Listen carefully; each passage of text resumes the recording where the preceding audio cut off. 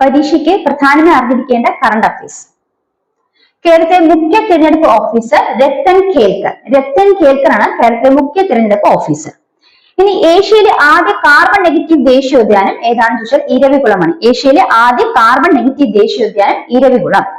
Digital സർവകലാശാല നിർമ്മിച്ച കേരളത്തിലെ ആദ്യ AI പ്രോസസർ ഏതാണ്? കൈരളിയാണ്.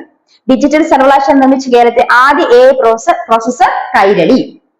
കേരളത്തിലെ ആദിവാസി മേഖലകളെ ഡിജിറ്റലൈസ് ചെയ്യാൻ K4 നടപ്പിലാക്കിയ പദ്ധതിയാണ് കണക്ടിംഗ് ദ അൺകണക്ട്. അപ്പൊ ഒന്നുകൂടെ നോക്കാം. കേരളത്തിലെ മുഖ്യ തെരഞ്ഞെടുപ്പ് ഓഫീസർ രത്തൻ ഖേൽക്കർ. കേരളത്തിലെ മുഖ്യ തെരഞ്ഞെടുപ്പ് ഓഫീസർ ആരാണ്? രത്തൻ ഖേൽക്കർ ആണ്. ഇനി ഏഷ്യയിലെ ആദ്യ കാർബൺ നെഗറ്റീവ് ദേശീയോദ്യാനം ഏതാണ്? ഇരവികുളമാണ്. ഡിജിറ്റൽ സർവകലാശാല നിർമ്മിച്ച കേരളത്തിലെ ആദ്യ AI പ്രോസസർ ഏതാണ്? കൈരളിയാണ്.